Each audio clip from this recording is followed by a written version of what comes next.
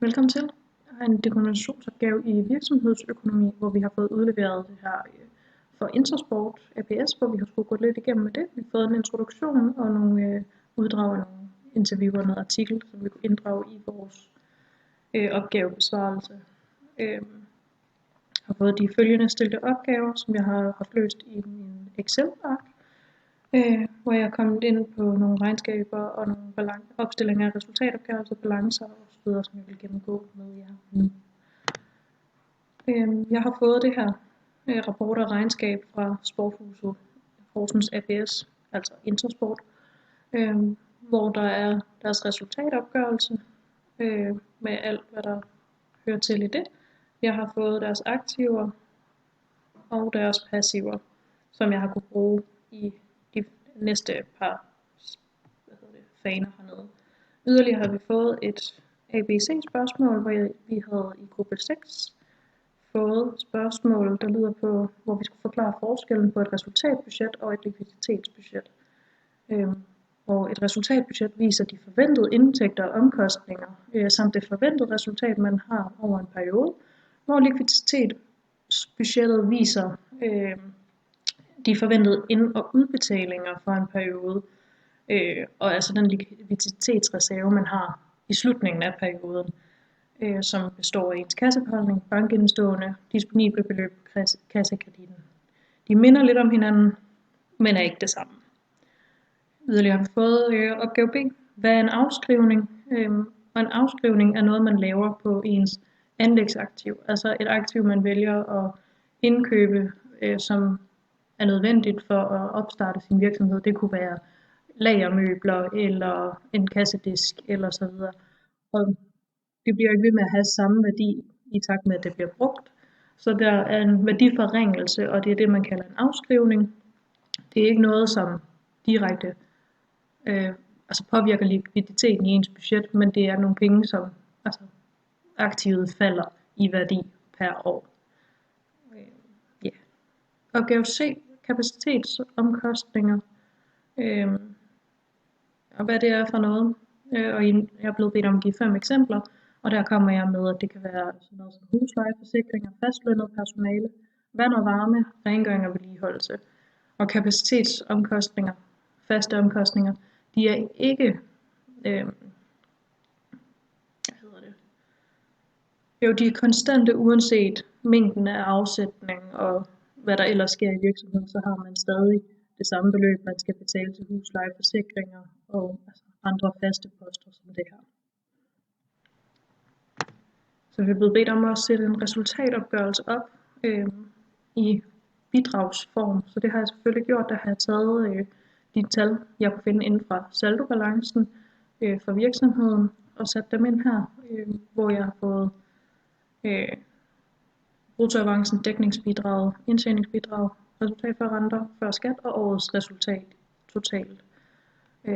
Og så kan man se, at der er sådan nogle noter ud fra f.eks. variable salgsomkostninger, som jeg har lavet inde i det her faneblad, hvor det er note 1 på variable salgsomkostninger, hvor jeg så kan se, at salgsemballage den er 0, salgsfragt 0, men salgsprovisionen i det her tilfælde med Intersport ligger på 641.246,38, som i alt på note 1, som brugt ind i resultatopgørelsen, er de her 641.246.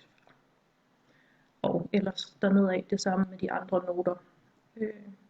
Så man kan så opstille en balance for regnskabet også,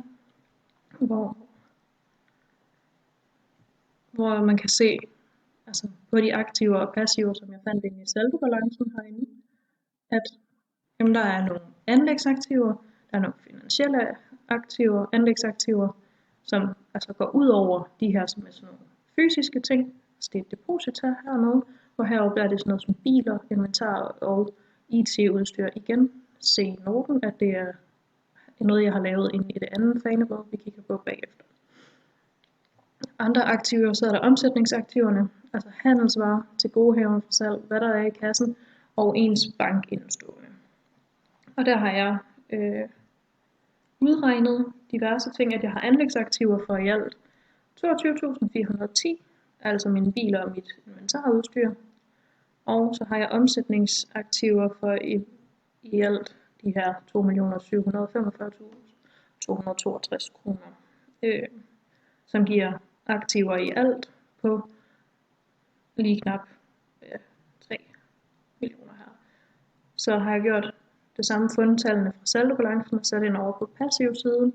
Hvad der hører til der hører min egenkapital til, altså penge jeg har indskudt i virksomheden, hvad jeg har reserver, hvad der er overført resultat, som giver mig min totale egenkapital. Så er der også de gældsforpligtelser, altså penge jeg ikke selv har sørget for. Det er langfristede gæld for eksempel ved nogen, eller nogle kortfristede. Forudbetalte gavekort, noget jeg har til gode ved leverandører og varer, en offentlig gæld eller en anden gæld, som løber op i det beløb hernede. Og vigtigt at se ved den her balance, jeg har opstillet, er, at den er i balance, så deres regnskabet stemmer. Jeg har samme tal i aktiver, som jeg har i passiver. Igen på noterne, har lavet samtlige noter herinde. Jeg har note 1, som er variable salgsomkostninger, vi snakkede om før. Så har jeg note 2, som er andre eksterne omkostninger, brugt både i balancen. Andre eksterne herinde, i min resultatopgørelse, som jeg har fundet herinde. Salgsfremmende omkostninger, lokale omkostninger, kassedifferencer, bilers driftsomkostninger og øvrige omkostninger. Alt sammen noget, som ikke er afhængig af omsætning og altså de her kapitalomkostninger. Så har jeg personaleomkostninger, lønafregning, ATP-bidrag og øvrige personaleomkostninger her i note 3. Note 4, som snakker om før afskrivningerne. Afskrivning på biler, afskrivning på IT-udstyr. Så ikke noget, der forsvinder fra vores likviditet, men noget, som laver en værdiforringelse i vores budget, så næste år vil værdien på bil og på inventar og IT-udstyr være tilsvarende mindre. Note 5 har vi både renteindtægter og renteomkostninger. Renteindtægter er dem, vi har tjent, og renteomkostninger er dem, vi skal betale. Så derfor har jeg negativ saldo på vores renter. Note 6 er bilerne, altså kostprisen fra bilen og de akkumulerede afskrivninger, altså de samlede afskrivninger, som jeg har haft på bilen. Og vi skal se her, som den starter på 65.990. Jeg har akkumuleret afskrivninger på bilen for i alt 252.792 og giver altså bilen en værdi nu på 13.198.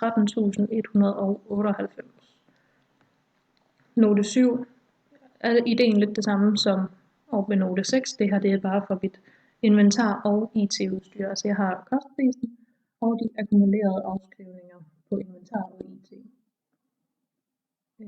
Note 8 overført resultat. Jeg har ikke noget fra tidligere år. Intersport har lige skiftet ejer, men alligevel er der et resultat, der er blevet overført fra nu. Note 9. Offentlig gæld, altså alt, hvad man skylder til det offentlige, af selskabsskat, af ATP og AM og ATP-bidrag og AM-bidrag og A-skat. Altså det, som ens ansatte betaler. Så er der momsafregningen. Og slutligt har vi lavet det her resultatopgørelse, hvor man kan se fra 21 og på 22 en forskel i den omsætning, der var med de tidligere ejere i år 21 og på de nye ejere i år 22, hvor der skete næsten en salgsnedsættelse på, altså de har kun omsat for cirka en tredjedel af det, som de har omsat for i 21. Så først er, at jeg har udregnet bruttoavancen, dækningsbidraget, kontante kapacitetsomkostninger i alt, og kapacitetsomkostningerne i alt for 2021 og 2022. Så altså jeg har udfyldt resten af tabellen heroppe.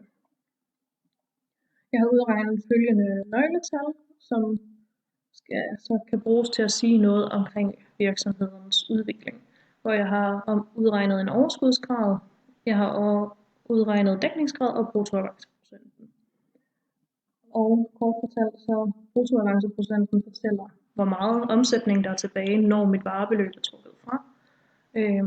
Og det er en procent, der gerne må være så højt som muligt, da det så er til fordel for virksomheden, da den så har tjent godt i forhold til, hvad den har brugt af varer. Og det er et nøgletal, man primært bruger i handelsvirksomheder. Nøgletallet dækningsbidrag viser, ligesom bruttoavanceprocenten, hvor stor en del af virksomhedens omsætning, der er tilbage. Det har det så efter de variable omkostninger er trukket fra.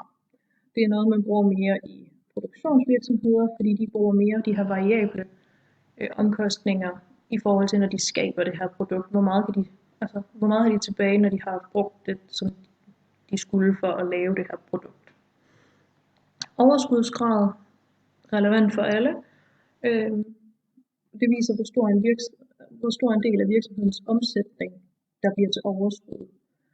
Det er vigtigt, at den er positiv, for ellers så evner forretningen ikke at danne overskud. Man kan se, at overskudsgraden for år 21 er betydeligt bedre end for år 22, og det var også det, vi kunne se i resultatopgørelsen, at der er et noget bedre resultat i 21 modsat år 2022. Og udregnet nogle indekstal, hvor 2021 er et basisår, og derfor har indekstal 100 hele vejen ned. Så har jeg regnet over her, hvad mit indekstal er, ved at tage de her nettoomsætningen for år 2022, divideret med omsætningen for 2021 og gange 100 for at få det i procent. Jeg kan derfor se 35%. Mit indekstal er her, så sammen har jeg gjort hele vejen ned, taget basisåret, divideret med mit regnskabsår, og ganget med 100 for at få det i procent. Indekstal kan også være over 100, og derfor ses der en vækst i udviklingen for tallene. Altså de ville have haft tjent mere, end man havde gjort i basisåret, så havde det for eksempel kunne have heddet 137 i indekstallet her. Så ja, man kan se, at der er sket en negativ udvikling, som nævnt tidligere. Nettoomsætning faldt næsten til en tredjedel under de nye ejere i år 2022, modsat de gamle ejere i år 2021. Men corona har også stadig trukket en masse spor ind i det hele, og man kan se, at udviklingsmæssigt på nøgletallene viser egentlig, at det er okay.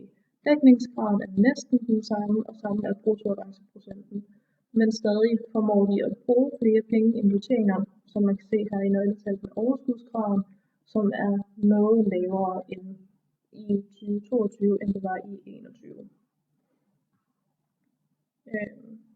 Også det her med coronaen trækker sin spor. Det sætter sig i, at de har et stort varelager af varer, som ikke er nye, friske eller på kampagner for Intersport generelt, men de bare har nogle gamle varer til at enten komme ind eller ligge ude på varelageret. For at ligesom nedbringe varelageret og få mere plads til de nye ting, så kan de vælge at køre deres egen kampagne og lave udstilling med de her gamle varer og køre dem til særlige priser, så de måske ikke tjener, hvad de har oprindeligt været værd, men at de får dem ud og får plads til at blive mere trendy og have de her aktuelle varer på lageret i stedet for i butikken for den sags skyld.